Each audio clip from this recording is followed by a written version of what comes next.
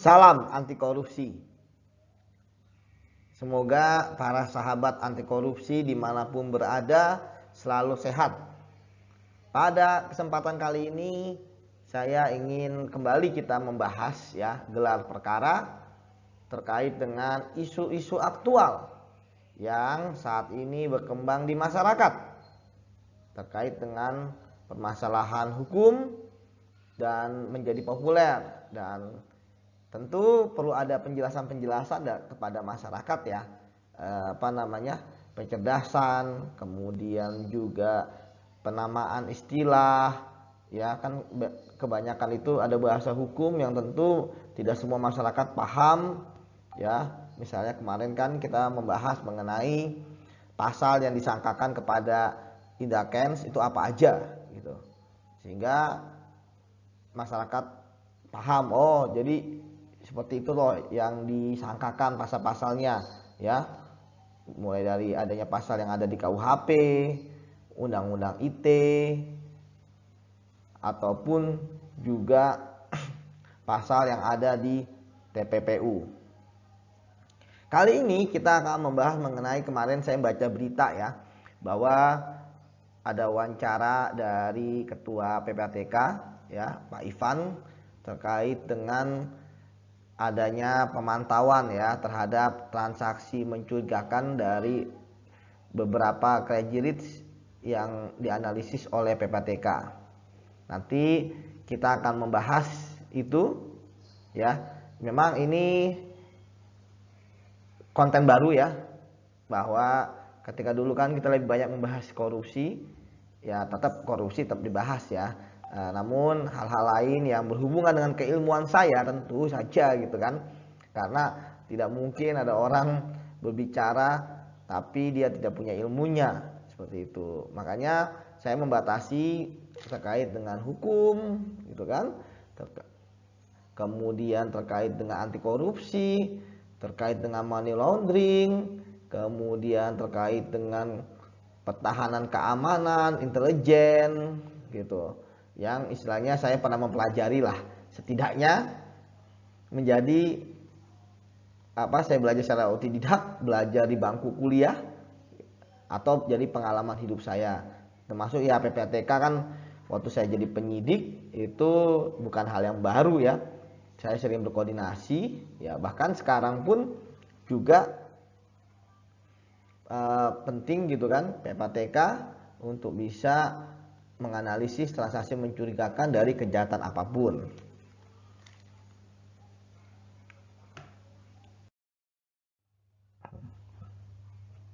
Nah, kemarin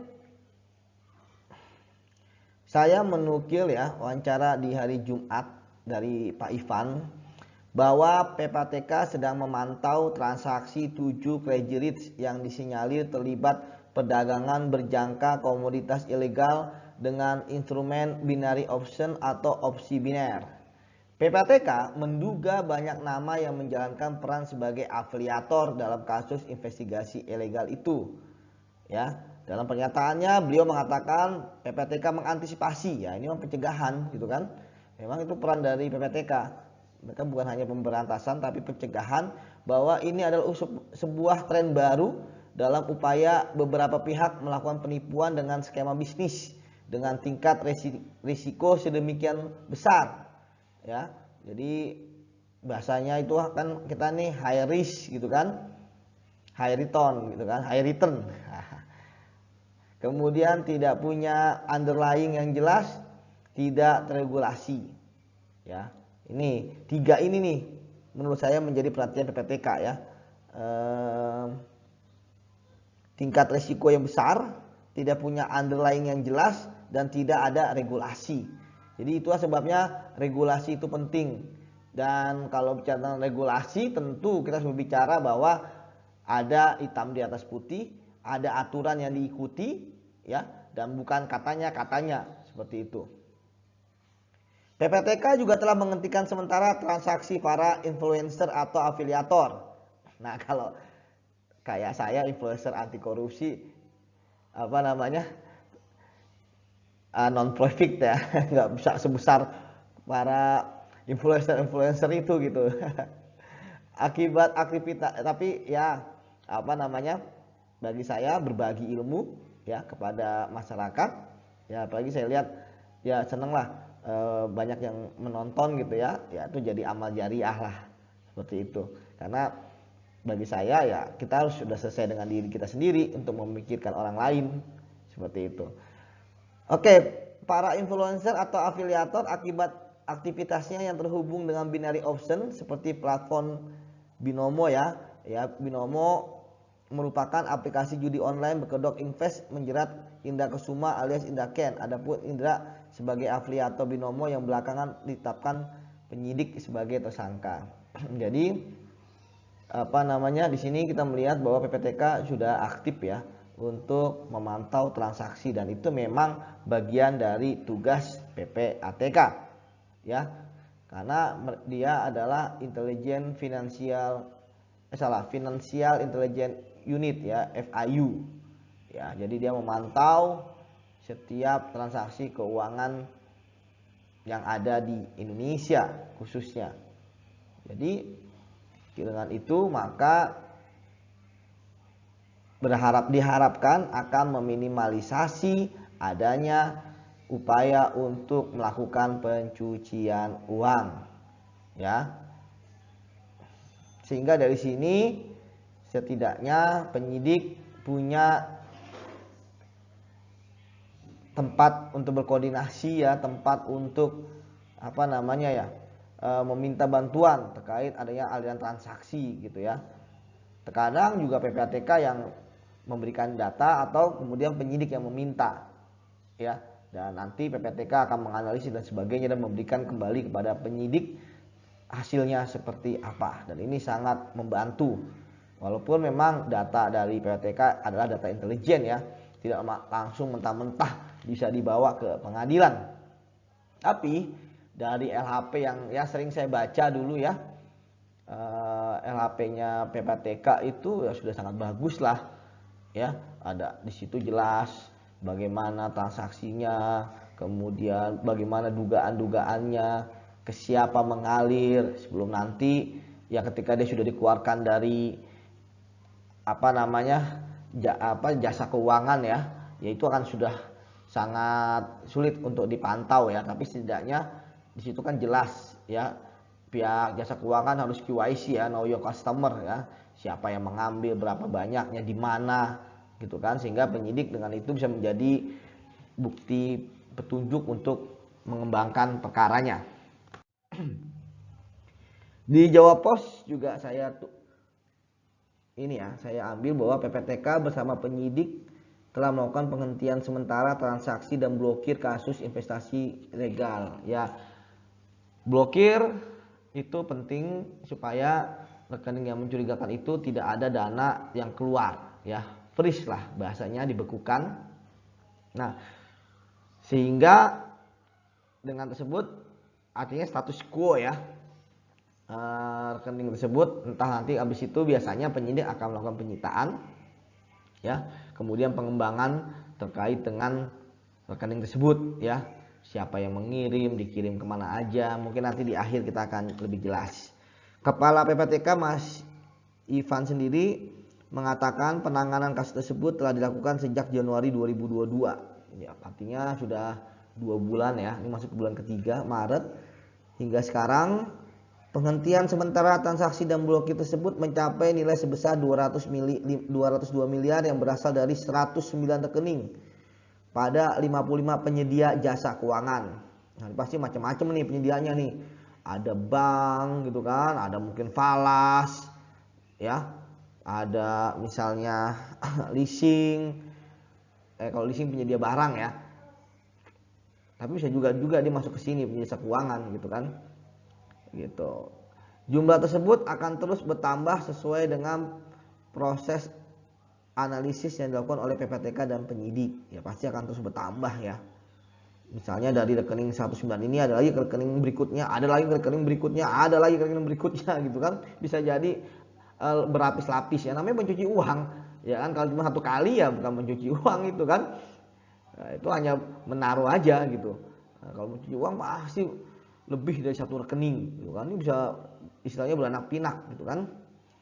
Menurut Ketua PPTK juga telah menangani berbagai kasus investasi ilegal ya awal tahun dan berjumlah 9 kasus ya. Ada sini robot trading, binary option, forex trading dengan nilai sampai triliunan. Wah, luar biasa, triliunan. Itu nolnya berapa? 12 kali ya. Nah, sehingga sesuai dengan tugas dan kewenangannya, PPATK telah memantau aliran dana tersebut dari investor ke berbagai pihak yang diduga menjual produk investasi ilegal dan bekerjasama dengan penyidik.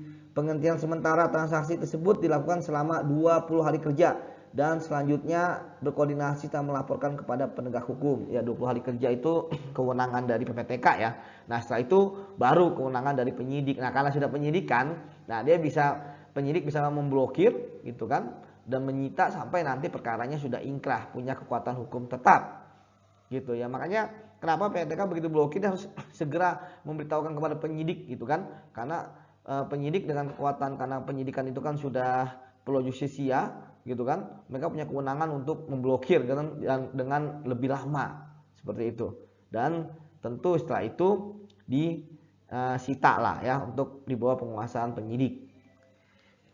Nah, di sini PPTK juga bagus ya mengingatkan pada masyarakat agar lebih berhati-hati kepada tawaran investasi yang tidak memiliki legalitas. Nah, ini yang penting nih, legalitas. Bisa dicek kok ke tempat-tempat yang mengeluarkan izin, legalitas dan sebagainya.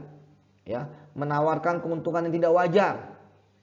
Ya, ini wajar tidak wajar tentu menjadi hal yang debatable gitu kan, tetapi setidaknya kita lihatlah dari bank gitu kan, apalagi bursa saham, berapa sih sebenarnya keuntungannya gitu kan.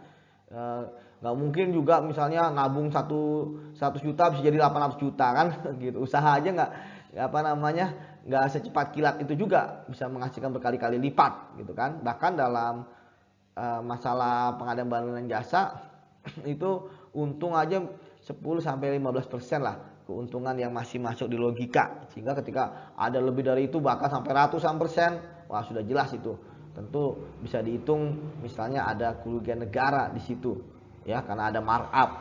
Jadi itu ya memang wajar manusia ya, ketika ditawarkan gitu kan, wah nih bisa dapat 200 juta 300 juta gitu, nah tentu kita mau gitu kan dengan 1 juta 200% loh gitu. Tapi kan inilah yang dilihat oleh penipu misalnya. Mereka ya oke, nanti kasihnya setahun ya, dicicil gitu kan. Padahal nyicil itu dari uang kita gitu kan. 10 juta dulu 10 juta, begitu dia bulan ke-7 8 80 juta, tahu-tahu lek gitu kan.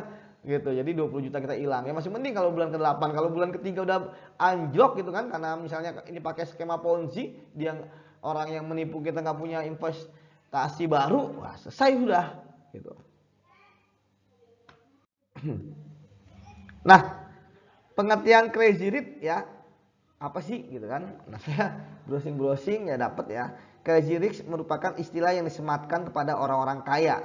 Artinya ya semua orang bisa menjadi crazy rich ya ketika dia kaya. Kemudian beberapa pengusaha, artis hingga pejabat pun mendapat julukan crazy rich dari masyarakat. Ya, artinya super kaya untuk diberikan kepada orang-orang yang sukses ya, yang memiliki berbagai bisnis, mobil mewah, rumah besar, gaya hidup mewah. Ya, artinya yang bersangkutan kemudian diketahui oleh publik dia mempunyai harta yang luar biasa, mobil, rumah mewah, ya kan. Apalagi kan sekarang memang ini terkait dengan banyak ya sosial media gitu kan, jadiin konten gitu kan, mobilnya misalnya mobilnya itu mobil keluaran terbaru, mobil yang langka, atau rumahnya rumah yang bagus, rumah yang mewah, rumah yang unik itu kan. Yang munculnya istilah crazy rich ini dimulai digaungkan masyarakat karena muncul buku berjudul Crazy Rich ASEAN tahun 2013. Ya, istilah crazy rich ini menjadi lebih dikenal setelah film adaptasi buku dari Crazy Rich ASEAN ditayangkan di bioskop pada 2018 lalu. Film tersebut menceritakan kehidupan kelas atas para konglomerat Asia. Nah, ini asal crazy rich. Jadi crazy rich itu ya biasa, nggak apa-apa jadi crazy rich gitu kan. Apakah semua crazy rich dipantau? Ya tidak gitu kan. Tentu yang mencurigakan. Nanti kita akan bahas mengenai analisis transaksi mencurigakan. Dari dulu juga banyak orang kaya dari zaman lama zaman Orde Baru, Orde Lama gitu kan. Bahkan zaman-zaman sebelumnya gitu kan, zaman kemerdekaan juga banyak orang yang menjadi orang kaya gitu ya. Tetapi di sini kan yang kita bahas adalah mereka yang kaya tetapi kemudian karena hasil kejahatan. Ini yang nggak boleh gitu. Kalau kaya karena bisnis, misalnya dia punya bisnis yang bagus, dia punya bisnis yang legal, dia punya bisnis misalnya apa ya, pertambangan gitu kan, dia punya bisnis apalagi pabrik gitu kan, pabrik makanan gitu, dia punya bisnis apalagi, bisnis jasa gitu kan, ya nggak masalah gitu kan nggak salah orang kaya gitu. Yang salah yang tadi saya katakan, ketika itu ada unsur misalnya tindak pidana umumnya yang ada di KUHP atau tindak pidana khusus gitu, itu yang nggak boleh seperti itu. Dan apalagi kalau misalnya terkait dengan tadi kekayaannya itu karena menyedot banyak uang dari masyarakat gitu kan dengan cara menipu, kasihan gitu kan. Ya kita tentu sedih lah ketika ada orang yang tertipu, kemudian dia cerita bahwa itu ada tabungannya dari muda misalnya, tabungan itu untuk menikah misalnya, tabungan itu untuk kehidupannya yang akan datang, untuk masa tuanya, bahwa itu adalah uang satu-satunya. Wah, tentu apa namanya, air mata akan menetes gitu kan. Gitu. Tetapi ya begitulah. Ya tindak pidana, dia tidak pernah mempedulikan korban karena dia tidak pernah berprestasi pada korban, mereka berprestasi pada diri sendiri seperti itu. Nah, PPATK itu berdasarkan Undang-Undang Nomor 8 Tahun 2010 tentang pencegahan dan pemberantasan tindak pidana pencucian uang.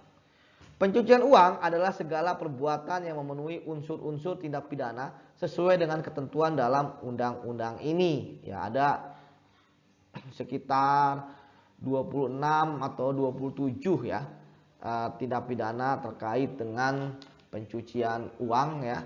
Artinya pencucian uang nggak bisa ujuk-ujuk.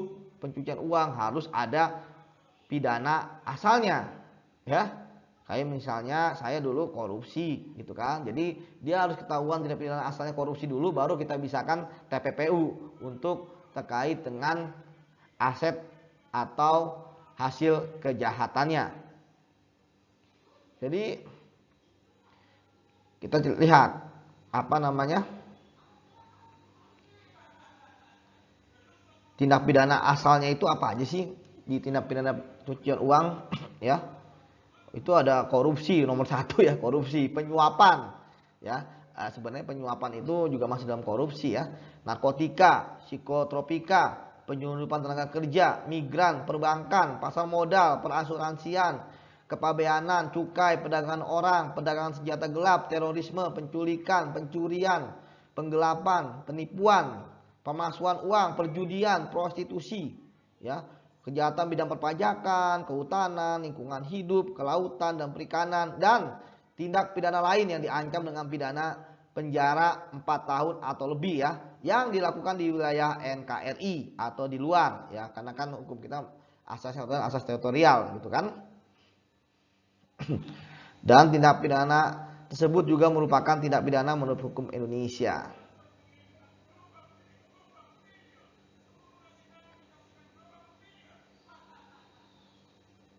Kemudian ada yang menarik, harta kekayaan yang diketahui atau patut diduga akan digunakan dan atau untuk digunakan secara langsung atau tidak langsung untuk kegiatan terorisme, organisasi teroris atau teroris perseorangan disamakan sebagai hasil tindak pidana. Nah, jadi yang akan digunakan itu bisa jadi kalau di sini khusus terkait dengan terorisme ya, dia akan disamakan dengan huruf N ya, itu tentang terorisme, hasil tindak pidana, hasil harta kekayaan yang diperoleh tindak pidana. Jadi ketika dia itu terkait dengan terorisme ya, dan akan digunakan untuk terorisme, nah itu bisa gitu. Jadi tidak harus terorisme dulu menghasilkan uang kejahatan, enggak gitu kan, karena memang terorisme kan uangnya nggak jelas dari mana-mana gitu kan alirannya, baru kemudian jadikan dana untuk melakukan kegiatan terorisme. Karena terorisme kan tidak menghasilkan uang gitu, tapi dia bisa TPPU kan gitu, karena terkait dengan uang-uang yang nanti diduga ya, misalnya ada rekeningnya buat penampung, nah itu bisa di TPPU kan gitu. PPTK adalah lembaga independen ya yang dibentuk dalam rangka mencegah dan memberantas tindak pidana pencucian uang. Ya, tadi Pak Yudi, Pak Ivan yang menjadi ketua PPATK-nya. Transaksi adalah seluruh kegiatan yang menimbulkan hak dan atau kewajiban atau menyebabkan timbulnya hubungan hukum antara kedua pihak atau lebih. Nah, ini artinya sebenarnya semua orang bisa melakukan transaksi, ya. Nah, transaksi keuangan adalah transaksi untuk melakukan atau menerima penempatan, penyetoran, penarikan, pemindah bukuan, pentransferan, pembayaran hibah, sumbangan, penitipan dan atau penukaran atau sejumlah uang atau tindakan atau kegiatan lain yang berhubungan dengan uang. Nah, ini yang penting. Apa itu transaksi keuangan mencurigakan? Orang melakukan transaksi nggak masalah. Tadi ya definisi sudah. Orang melakukan transaksi keuangan tidak masalah, tetapi akan menjadi masalah ketika menjadi transaksi keuangan yang mencurigakan. Nah, apa itu? Transaksi keuangan yang menyimpang dari profil, ya. Misalnya saya tiba-tiba ada miliaran, nggak mungkin gitu kan? Saya sudah jelas gajinya berapa per bulan gitu kan? Nah, kemudian jadi profil saya itu udah terlihat gitu. Tiba-tiba saya ada 2 miliar di rekening saya, itu langsung menjadi transaksi yang menyimpang. Nah, itu harus ditelusuri dari mana, ya. Misalnya dari warisan dari mana, gitu kan? Misalnya saya dapat undiannya bagaimana? Nah, itu harus ditelusuri. Gitu. Karakteristik, tadi karakteristik saya kan ya dengan gaji yang saya terima misalnya, kemudian ya saya membayarkan ada polanya. Pasti kita semua itu punya pola, entah itu bayar utang ya udah di bank, entah itu buat kebutuhan anak sekolah gitu kan. Ketika ada yang kebutuhan makan pribadi gitu kan, kebutuhan istri belanja, ketika itu ada yang menyimpang ya karakteristiknya atau kebiasaan ya. Nah, itu bisa jadi transaksi keuangan yang mencurigakan. Misalnya tiba-tiba saya dapat 2 miliar, kemudian saya beli mobil mewah gitu. Wah, itu mencurigakan gitu kan. Kemudian transaksi keuangan oleh pengguna jasa yang patut diduga dilakukan dengan tujuan untuk menghindari pelaporan transaksi yang bersangkutan yang wajib dilakukan oleh pihak pelapor sesuai dengan ketentuan undang-undang ini. Ya, misalnya bisa juga kita pecah-pecah nih gitu kan. Misalnya kan pelaporan misalnya 100 juta gitu ya. Nah, kita 50 juta, 60 juta, 70 juta berkali-kali gitu kan. Sehingga pihak pelapor itu tidak ada kewajiban karena di bawah limit untuk melaporkan. Nah, itu bisa juga gitu. Atau kita bawa orang banyak gitu kan. Padahal satu rekening. Kemudian kita ambil atau di store ke satu rekening gitu kan. Nah, atau rame-rame ketahuan di dalam bank gitu kan. Ada 7 orang nih, ya kan? Dia di bawah misalnya 90 juta, 80 juta. Rekeningnya pun beda-beda tapi kelihatan bahwa ini orangnya sama nih, gitu kan? Wah, itu transaksi yang mencurigakan. Artinya bersama-sama tadi orang-orang tersebut ya, baik ke mereka semua nyetor ke satu rekening atau rekeningnya beda-beda, tapi terlihat bahwa ini bareng-bareng gitu dan transaksinya pun terlihat mencurigakan. Misalnya, lu ngapain gak dijadiin satu misalnya 90 juta atau satu orang aja cukup gitu kan ke semua rekening gitu.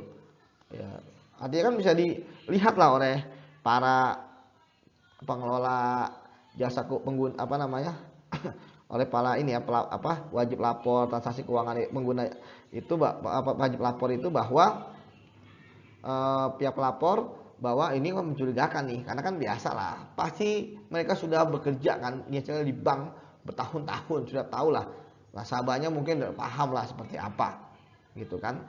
Misalnya atau bawa uang cash tiba-tiba banyak sekali, nah kan 2 miliar 3 miliar itu kan bukan kayak dicelengin gitu kan, pasti ada asal muasalnya gitu kan.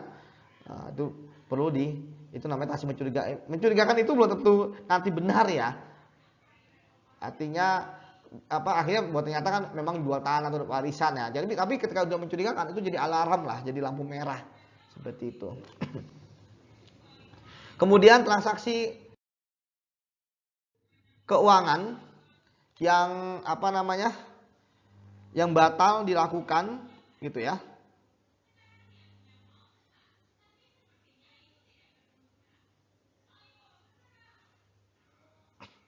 Ya, yang dilakukan atau batal dilakukan dengan menggunakan harta kekayaan yang diduga berasal dari hasil tindak pidana, ya.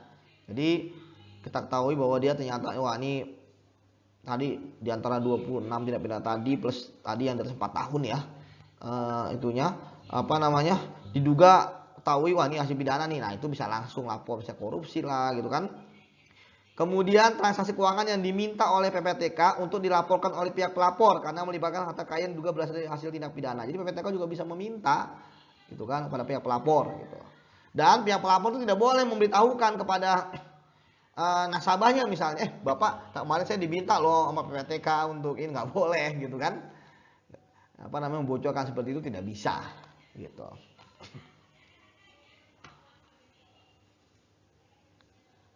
Nah, Bapak dan Ibu, ini fungsi PPTK mencegah dan memberantas tindak pidana pencucian uang, mengelola data dan informasi yang diperoleh ya, pengawasan terhadap kepatuhan pihak pelapor gitu. Kemudian analisis atau pemeriksaan terhadap transaksi keuangan yang mencurigakan ya, yang nanti ujungnya akan dilaporkan kepada penegak hukum seperti itu. Ini penting gitu ya, dan ini menjadi nyawa menurut saya dari PPTK bahwa mereka lah garda terdepan untuk menganalisis hasil dari kejahatan, karena kan hasil kejahatan adalah tersembunyi gitu kan. Penyidik kan nggak tahu transaksi keuangan, bahwa ketika ada orang sudah melakukan tindak pidana korupsi dia kemana. Saya banyak pengalaman ya bagaimana PPTK gitu kan mampu untuk membongkar kasus-kasus korupsi yang besar dengan sistem follow the money, transaksi keuangan yang mereka analisis dan memberikan kepada penyidik seperti itu.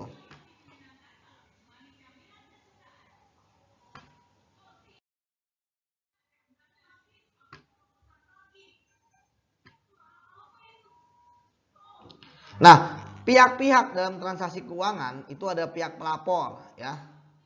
Pihak pelapor itu adalah setiap orang yang menurut undang-undang ini wajib menyampaikan pelaporan kepada PPATK, yaitu penyedia jasa keuangan dan penyedia barang atau jasa lainnya. Kita lihat pihak pelapor ya, meliputi penyedia jasa keuangan, itu ada bank, perusahaan pembiayaan, perusahaan asuransi dan perusahaan pialang asuransi, dana pensiun lembaga keuangan, perusahaan efek, manajer investasi, kustodian, wali amanat, perpostalan sebagai penyedia jasa giro, pedagang valuta asing, penyelenggara alat pembayaran menggunakan kartu, penyelenggara e-money atau e-wallet, koperasi yang melakukan kegiatan simpan pinjam, pegadaian, perusahaan yang bergerak di bidang perdagangan berjangka komoditi, atau penyelenggara kegiatan usaha pengiriman uang. Nah, ini wajib lapor ketika menemukan adanya transaksi yang mencurigakan.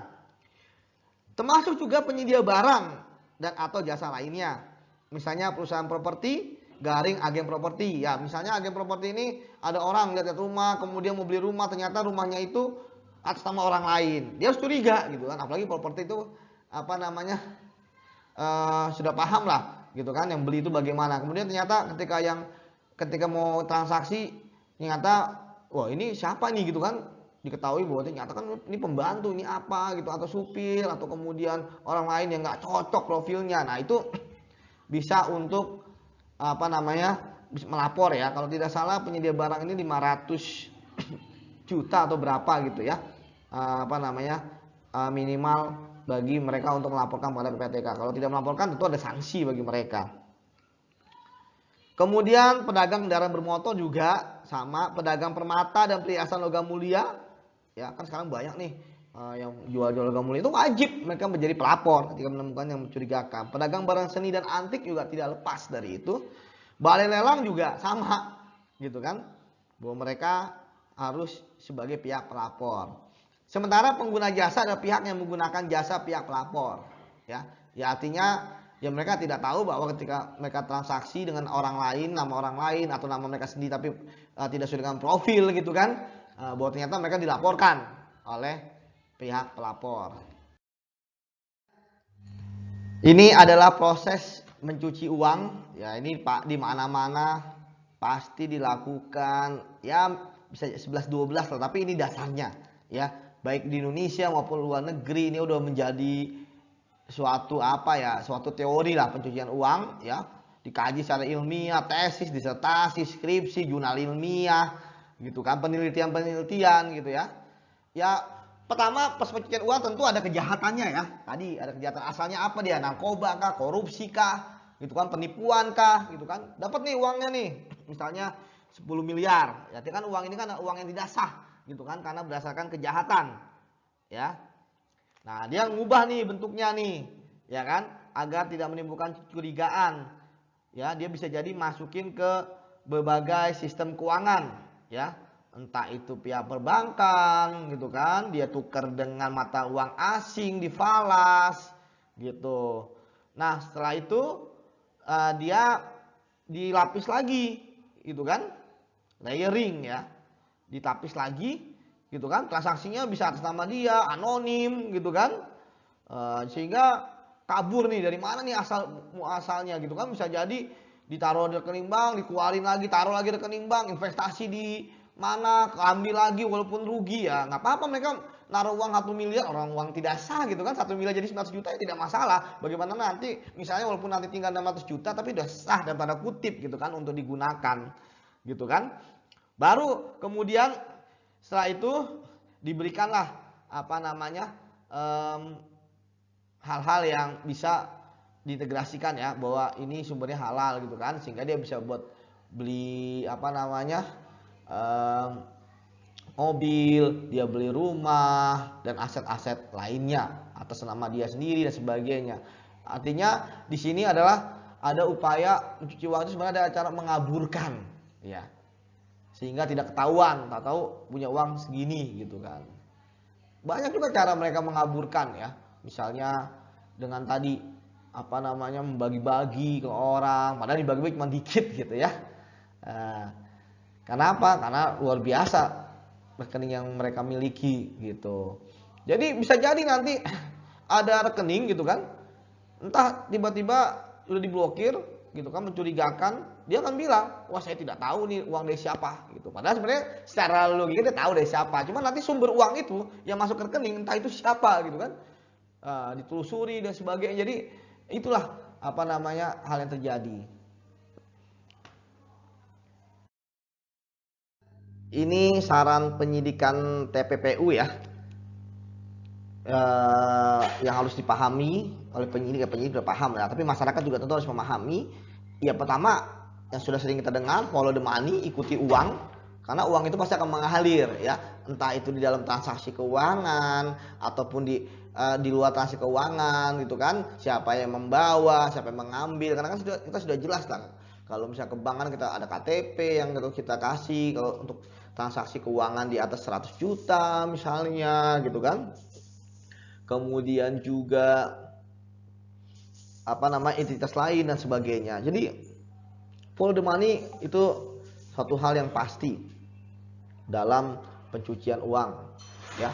Jadi kita telusuri uang misalnya hasil dari korupsi atau kejahatan penipuan gitu kan, sumbernya misalnya nih 1 miliar, ini rekening penampungannya, nah dari situ mengalir kemana lagi, karena tadi saya katakan ya mereka akan mengalir kemana-mana gitu kan. Bisa jadi ya akhirnya nanti uang itu transaksinya ada kemana-mana gitu kan, tapi kemudian uangnya sudah tidak ada gitu kan, ya transaksi ya tidak masalah, tapi yang jelas modus kejahatannya akan terlihat di situ, kemudian alirannya kemana ada di situ ya, sehingga kan kita melihat misalnya dia dari rekening, jadi rekeningnya bisa jadi banyak, ada 7 gitu kan, baik rekening itu atas nama orang lain, atas nama dia atau nama keluarganya, tapi yang megang dia gitu kan. Jadi suruh buka tuh nanti, buka ya, nanti kasih ke saya ya, ada uangnya lah gitu kan, atau kemudian ada ya kan anak buahnya atau kenapa ya bikin aja gitu kan, nanti dia yang menggunakan ATM-nya, dia menguasai rekeningnya gitu. Nanti follow the money gitu kan, ini cara paling inilah konvensional yang sukses gitu kan, membongkar banyak pelaku tindak pidana pencucian uang dan transaksinya. Kemudian ikuti asetnya. Jadi kalau follow the money dari uangnya, dari hulunya, asetnya dari hilir gitu kan. Dari apa nih potret orang tersebut yang ada, yang kita ketahui sekarang. Punya mobil mewah berapa? Masing-masing telusuri dari mana belinya, bagaimana uangnya, bagaimana siapa yang jual gitu kan, dokumennya seperti apa. Rumah sama seperti juga developernya, sehingga kita bisa lihat kan pedagang mobil dipanggil, developer perumahan dipanggil, itu untuk melihat dari mana uang ini beli, supaya bahwa itu ada uang cuci uang gitu kan. Dia tidak bisa mengatakan bahwa itu uang halalnya dia gitu kan, hasil kerja kerasnya, tidak gitu kan. Ya karena memang Ketika mencuci uang pasti akan dibuat seolah-olah entah dia nanti bikin suatu kebun gitu kan, kebunnya nggak ada usahanya, dibilangnya hasilnya menguntungkan 5 miliar, padahal uang 5 miliar itu uang cuci uang dari kejahatannya gitu kan. Gitu. Kemudian follow the family-nya. Kita family kita istrinya kah atau suaminya kah, anaknya gitu kan. Kemudian apa namanya tuh? Keluarga karena semenda perkawinan atau karena hubungan darah gitu kan, orang tua kandung, adik kakak ya kan, keluarga ibesan, ipar dan sebagainya, itu harus ditelusuri sehingga nanti akan membentuk namanya jaring-jaring laba-laba. Si X dapat aliran transaksi dari dia gitu, karena nanti bisa jadi layering 7 nanti balik lagi ke dia, itu bisa jadi gitu kan, baik kepada tersangkanya ini, itu bisa jadi gitu. Kemudian cycle, nah ini penting, cycle-nya dia siapa, baik itu di perusahaannya gitu kan, di kehidupan bisnisnya, kehidupan mainnya, peer groupnya gitu. Terus juga dia pernah ngasih apa ke orang, ya kan? Nah, karena ini berkaitan dengan follow di sosial media. Nah sekarang ada sosial media bagus juga, orang punya Facebook, punya Instagram, jadi bisa ketahuan gitu kan. Bagaimana dia misalnya ngasih uang pada 1 miliar. Untuk apa 1 miliar? Apakah misalnya untuk beli apa, misalnya mobil sebenarnya ada 100 juta dibeli 2 miliar. Nah itu telusuri 2 miliar itu di rekeningnya itu, nah itu apakah balik ke dia gitu kan. Nah, itu bisa juga gitu kan. Aset apa namanya, mobil-mobil yang kan sekarang banyak nih, orang-orang bagus juga menurut saya, mereka mengobrol kekayaannya ya, jadi nanti kalau bisa ada masalah kan bisa ke capture gitu kan. Nah itu nanti akan ditelusuri seperti itu. Jadi dan penyidik pun juga bisa melihat, misalnya ketika kok mobil yang dulu pernah diperlihatkan nih nggak ada nih di rumahnya, kemana, siapa yang bawa gitu kan, seperti itu. Oke, itu teman-teman terkait dengan tindak pidana pencucian uang dan PPATK. Ya memang PPATK suatu lembaga yang penting di negeri kita untuk bisa menelusuri transaksi keuangan yang mencurigakan, ya, bahwa peran penting untuk menyupport penyidik ketika sedang menangani kasus ataupun memberikan informasi ya kepada penegak hukum, ya ini kan berarti belum proses penyidikan ya, baik itu KPK, Polri, Kejaksaan gitu kan, untuk bisa menindaklanjuti ketika ada yang mencurigakan ya, misalnya ada alarm merah gitu kan terkait transaksi. Kenapa ini penting? Apalagi kalau itu kan terkait dengan korupsi, tadi penipuan yang membuat banyak masyarakat itu menjadi susah gitu kan, uang yang mereka kumpulkan bertahun-tahun gitu kan, dengan harapan bisa dapat lebih gitu kan, jangankan dapat lebihnya, uangnya aja mereka hilang seperti itu. Oke, itu dari saya, bahwa penting bagi kita untuk aware seperti saran dari ketua PPATK ya, jangan tergiur dengan hal yang menggiurkan gitu kan, bahwa kita harus berpikir secara rasional menurut saya. Yang kemudian yang paling penting adalah bahwa aware itu ada dalam diri kita. Kita harus banyak membaca, banyak melihat situasi, ngobrol dengan orang supaya kita bisa tadi ya, kalau uang kita tidak tertipu gitu kan. Termasuk juga peran penting dari keluarga untuk bisa memberikan nasihat-nasihat kepada kita. Terima kasih. Salam anti korupsi. Sampai ketemu di pembahasan berikutnya.